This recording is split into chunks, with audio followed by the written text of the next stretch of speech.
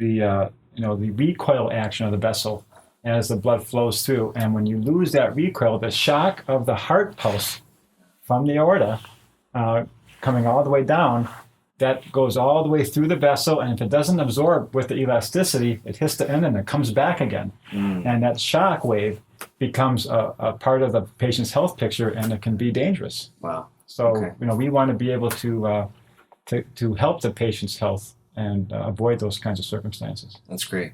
So what's the name of this machine, and what is this test called? Well, this is the name of the machine is called the CV Profiler. It's through a company out of Minnesota called Hypertension Diagnostics Incorporated. And they developed this machine through the help of a cardiologist at the University of Minnesota. If you look at all the critical research that was done with arterial elasticity, how it's an excellent marker, even better than a calcium score, of predicting future heart attacks. This is the device that was used. And so I'm not just doing an arterial elasticity test, I'm using the device that was used in the research, so that I think we've got a really good assessment here. And I just want to be careful what device I get so that I have a true representation of what the peer-reviewed literature says versus what I'm finding in the patients. Yeah, so very... Welcome back, everyone. It's Mike with High Intensity Health. So glad that you're with us today. We're going to talk about advanced cardiovascular risk assessment with my good friend, Dr. Scott Vanderwielen today. So we're actually going to do a diagnostic assessment. But before we do, we're going to get to know Dr. Scott a little bit better and talk about this advanced test. So how are you doing today? I'm doing fine, Mike. Welcome to Wisconsin. Thank you for having me. I know you came quite a distance to get here, so thank you. Yeah. And it's a pleasure to talk with you. Absolutely. So, Dr. Scott, a lot of patients are doing advanced lipid testing, looking at HDL, LDL, which doesn't tell the whole story. We're actually going to do a real live test, look at the health of the skin of our arteries called the endothelium. So let's talk about that. And, sure. Yeah. Well, what we look at and what we're concerned about, we can look at this graph here. If we are concerned about endothelial dysfunction, it's the yellow slot right here on this vessel. And this vessel represents the different stages of a diseased vessel. The first stage is going to be endothelial dysfunction. There is no structural change in the vessel. It just doesn't function well. The second change is that right here in this zone right here is when it's called the C2, or we call it a loss of arterial elasticity of the small vessels. That is the first structural signal where it changes, where we can say the disease or the process of the vessel being diseased is more progressive. It's progressing towards further disease. And so what we are looking for is the reduced arterial elasticity, if it's there or not. And when we take that measurement, we will know where along the spectrum the disease process is in the vessel. Now, I'm a student of the Institute for Functional Medicine, and I do what I'm taught. And my rock star is Dr. Mark Houston, okay? And he's the one that really taught me as a student all that I know about this cardiovascular test and how I approach the cardiovascular part of a patient's health. Yeah. So I want to give him credit for that. And what we want to do, though, is when I do this test, if I have endothelial dysfunction, I'm going to find it. But I'm going to find it in the structural change in the vessel. Okay. All right. And so how does the lipidemia or dyslipidemia enter into it? Well, naturally, the HDL is referred to as reverse transport. And so if we can have strong HDL levels, we know we have what's called reverse transport, where the liver is receiving all the HDL to receive all the fat being displaced from the vessels back to the liver so that the liver can dispose of them. And that's also a player. But Mark Houston, again, Dr. Houston told me, he pointed to me on a one-on-one discussion, and he said, Scott, may you never run a standard lipid panel on a patient ever again. And so, I'm like, yes, sir. And right. So from then on, I stopped testing the standard lipid panel because it does not tell us what we need to know. If we look at the top 5 risk factors for cardiovascular disease, there's smoking, obesity, diabetes, hypertension, and dyslipidemia. And 50% of the patients who have a cardiovascular condition have normal levels of those 5 factors. And so we are at the edge of what can be done in terms of testing those 5 categories.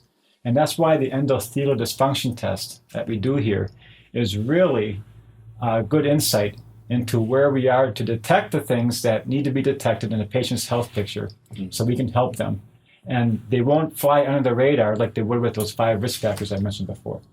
Perfect. So this gives us a much more accurate diagnosis or assessment of our arterial or vascular health. Exactly. Exactly. Now, as Dr. Marcuson has taught me, he's been a great mentor to so many of us. Maybe his ears are ringing right now. We have we want our vessels to be like a hose, kind of supple, not like tin pipes. Right. So this test will actually look at that and tell us if we have, aged vessels or, damaged vessels or that supple hose-like vessel. Is that what we're looking at? That's right. And he talks about the the recoil action of the vessel as the blood flows through. And when you lose that recoil, the shock of the heart pulse from the aorta coming all the way down, that goes all the way through the vessel. And if it doesn't absorb with the elasticity, it hits the end and it comes back again. And that shock wave becomes a part of the patient's health picture, and it can be dangerous. Wow. So, we want to be able to help the patient's health and avoid those kinds of circumstances. That's great.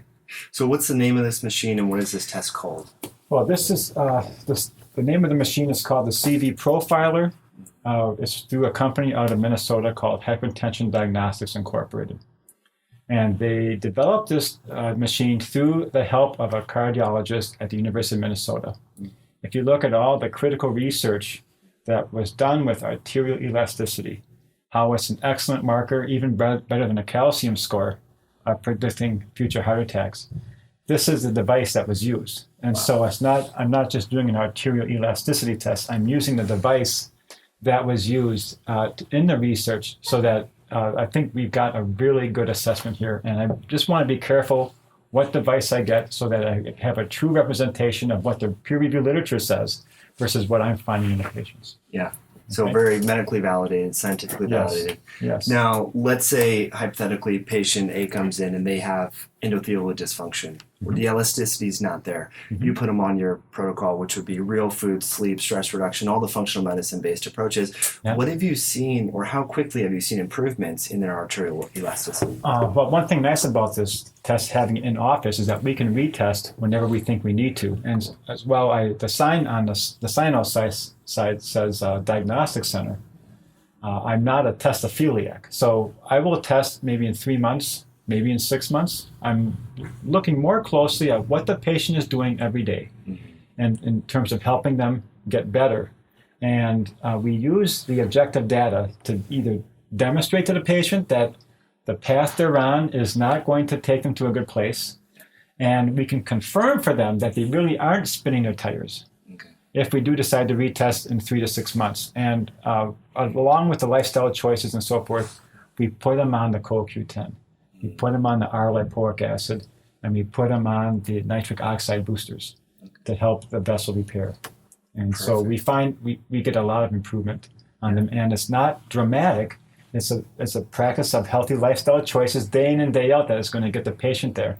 And when they see that it's improving and it's a lifestyle that they can find joy in their heart with, we have a winning situation here. Because no one wants to be miserable trying to make the right food choices and so forth. And so we have to work with them and put them on a plan that they feel good about, because I'm not a doctor dictator. It's really a partnership that we establish with the patients that enable us to find success with them. I love that. And you mentioned the other tests that are out there, like CT scan. This is wonderful. It's non-invasive. Right, and it's not invasive. There's no injection of any kind of radiolucent material or anything like that. And it's excellent. I mean, the peer-reviewed research shows this to be an excellent test where I really couldn't ignore what this information would give us from the patients. So I'm delighted to be able to offer it to the patients. And in Wisconsin, even though the company's in Minnesota, I couldn't find another office in Wisconsin that offers this test. That's too bad. I mean, it's a good test. And whenever I have presentations, I do talk about this. A patient will raise their hand and say, well, why doesn't my doctor do this? And I can't explain why your doctor does the things He does. Right. But we do it here. Yeah, that was my next You know? question, actually. With heart disease being the number one cause of mortality in the world, not only the U.S., such a non-invasive test that you can reproduce and it's scientifically, Right. why wouldn't other practitioners do it? Well, I'll tell you, I met with the company and they explained to me what the problem is. Okay, and it's not a problem for us, but there is such a processed, automated healthcare environment now, where they want to get the patient in, process them, and get them out the door in 15 minutes, and have the whole plan taken care of, which is the opposite end of how we do things. But to put the test together, and you'll see there's micrometer adjustment on the sensor where it's placed on the blood vessel in order to get the acoustical reading on it. That takes a little finessing.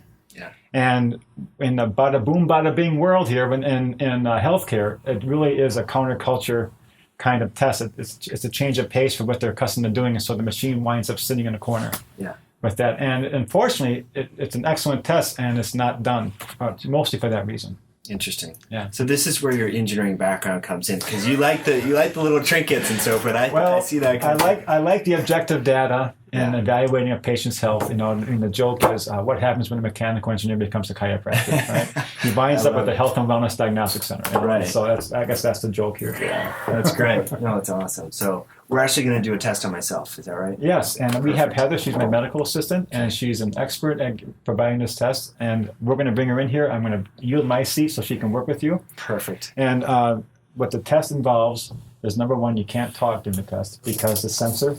I failed the test by just saying and that was enough to fail the test. So you won't be able to speak during the test. And there's an automated blood pressure taking.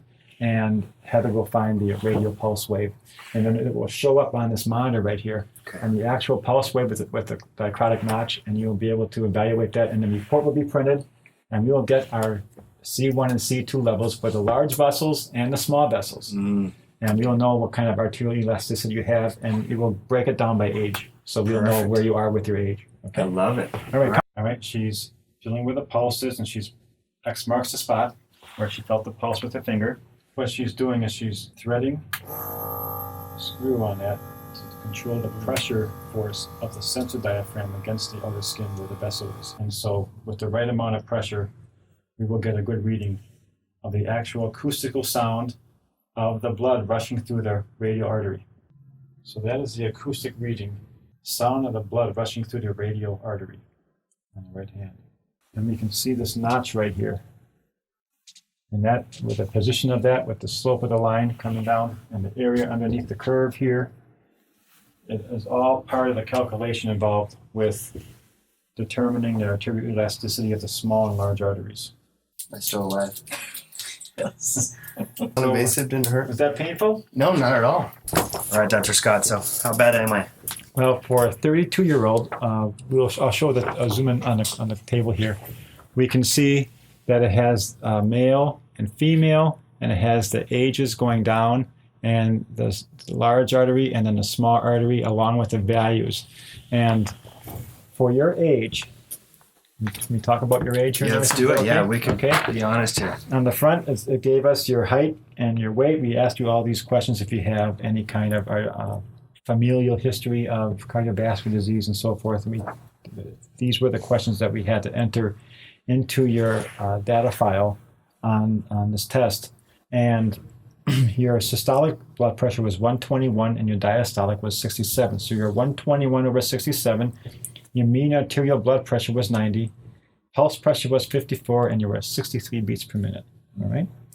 Now the large artery elasticity index was 19.4, and the small artery C2 number was 10.2. So if I go on the flip side here, for your age, we're 30 to 39 and you're 32, the large artery elasticity, we want to see it over 14, and you were 19. Okay. So for your age group, you're really good.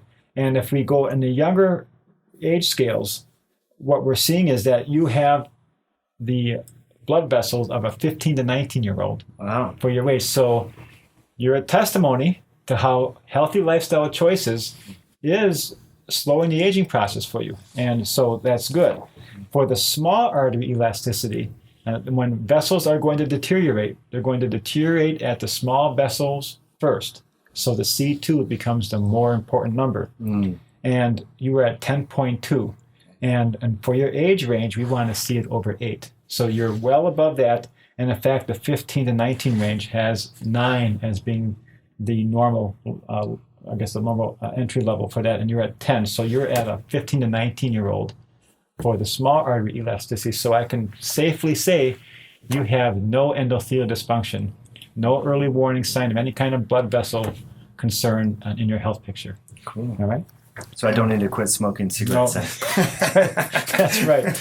You won't tell anybody, right? It's our secret. Great. That's awesome.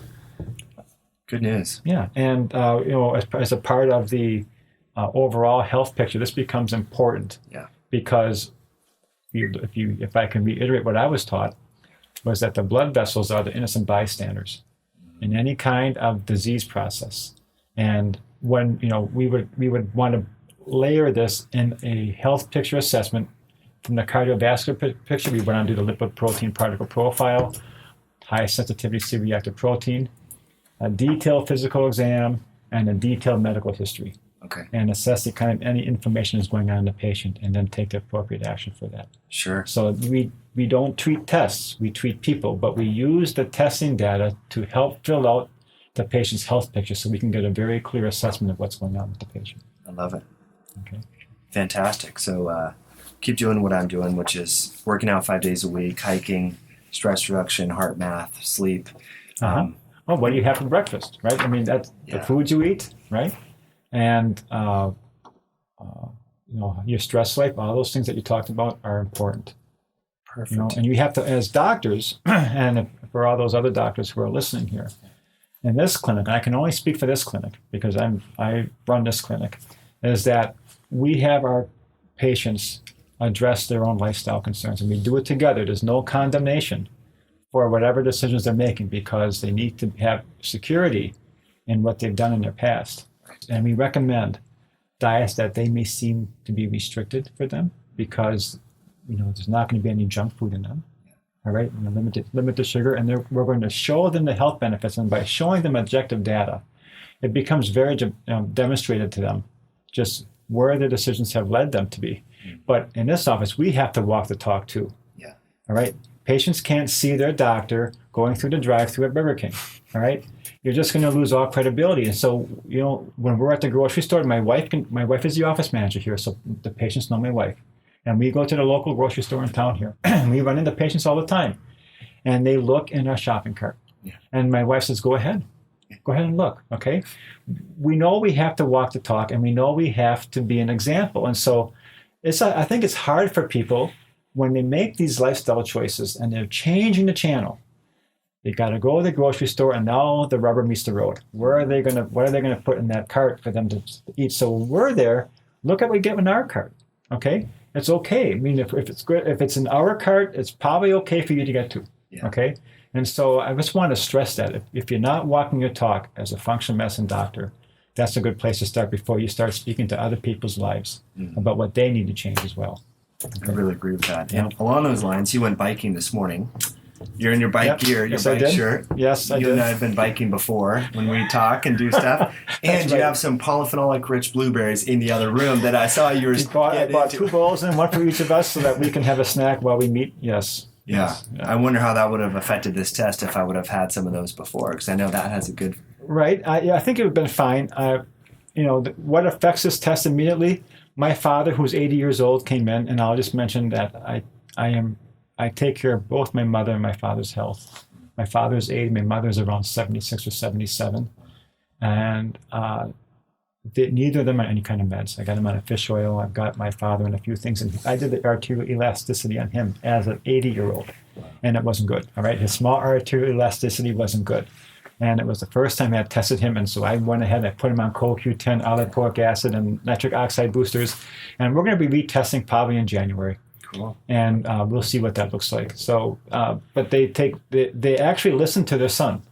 And, we're told in school, never be a doctor to your family because no one listens to you. Right. Well, my parents are the exception to that. They really do listen to me, and the fish oils and also on the vitamin D and all that. And they're not in any kind of meds, and their friends are struggling with their health, and the deterioration is there, and my parents aren't slowing down. They're involved in 2 different churches, choir directing. Wow. And they love what they're doing. And so, I just want to mention this from the Blue Zones book in terms of what makes the Centurion lifestyle, what kind of components need to be there. And they do belong to something bigger than themselves. And they are not retired by any sense of the word. And so I call over there at 10 o'clock at night, and I can't get a hold of them. They're not home yet. Wow. Okay? So I'm just saying, walking your talk is important. And I think my father's example, my mother's example, it's a good example of what healthy aging should be like, too. Mm. And I'm grateful for that. Yeah. Well, that's great. And it's more than just supplements. Like you're mentioning, the lifestyle, the diet, the purpose. Right. Well, I like what Dr. Bland has to say about that. We want to be able to get our nutrition through food.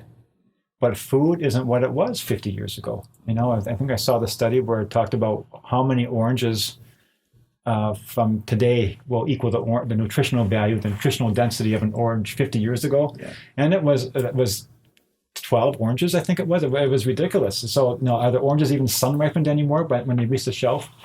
And so we have to use the supplements to back that up. But also, when someone has a disease process going on, we want to reverse the disease, we want to use the nutrition like a jetpack, especially when we have things like diabetes and obesity, where they're going to have irreversible kidney damage taking place while they're getting well. So we want to get them well quickly if we can. And we use supplements to help them get there. Sure. But then while they're getting well, they're learning the new lifestyle traits. And the lifestyle choices they're making now are going to be for the rest of their lives. It's not just a diet and you go on and come off of. This is a new lifestyle choice for the rest of their life. So it's worth digging in with them, taking the stitch in time and finding out what makes them tick so that you can be a leader and a catalyst for them. Yeah. And when they feel empowered, they're self-driven after that. But there's a process that they go through. And I think a lot of doctors that are listening to this know what I'm talking about. And it's what do I get off on? I get off and seeing patients get well. Yeah, good for you. That's great. I love that, Dr. Scott. Now, as we wrap up here, let's say hypothetically I didn't have young arteries and so forth. Sure. What supplements, you mentioned CoQ10 and arginine, NO boosters. If you could just run down the list and pretend that I have really bad. Okay, R-lipoic acid. Okay, CoQ10. Nitric oxide boosters, you have the product. NO-Max, and there's another one that's for immediate release. You get the time release one, or extended release. Arginox ER, is that what it's called? Yeah, Anginox. Yeah. Okay. Those are excellent. And I know before I met you and became familiar with your product line, I was struggling to find a supplement specifically geared for increasing nitric oxide. It's been a challenge. Yeah. And so I appreciate the value that you brought to my practice in providing some nutritional solutions for my patients. Sure. We all need nitric oxide boosters. I put them on glutathione booster. We want to be able to get the liver to make more glutathione. It's the king of antioxidants. Detoxing is a part of the whole process, and depending upon the other tests we do here, we also do BIA testing, we do the GGT and the blood work. We assess these other components of the health picture, and what is the source of your cardiovascular dysfunction. It's realizing that the vessels are the innocent bystander. Mm-hmm. What else is going on that we need to address? Mm-hmm. And so if we address that and we watch the vessels get better, I think that would be the right approach to deal with it. Yeah. All right. That's really, now you mentioned innocent bystander a couple of times, and sometimes we call it collateral damage. Do you want to explain that? Because I think a lot of people are just saying, "Oh, I have poor heart health," or cardiovascular disease runs in my family. Sure. We know it's probably just lifestyle. So can you explain that really? Well, if you were a patient, I would explain to you, like you mentioned, I got cardiovascular disease in my family. I got the genes, and it's the deck stacked against me. And depending on the speaker that comes in that I have listened to. It's varied anywhere from 60 to 80% of the picture is your lifestyle. Up to 40% are your genes. So yes, if you have the deck stacked against you, it's 40% of the pie. Mm-hmm. You have 60% of the pie that you can control. And if you are responsible and you realize that you're an individual, you can't compare yourself to your wife or your neighbor or anybody. You're an individual, and this is the way it is for you, okay? That if you use the lifestyle choices and you incorporate the healthy choices into your everyday decision making, you will get there. But also, as a doctor, I need to find out why you're having this health concern. And so I always give the example because it's a real story for me, all right?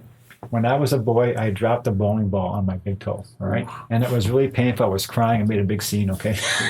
At the bowling alley. Well, the next day, all my toes were inflamed. And, if my toes could talk, they would be saying, what are we getting all this inflammation for? The inflammation happened on that big toe, okay? I'm the neighbor. Why do I have to deal with it, okay?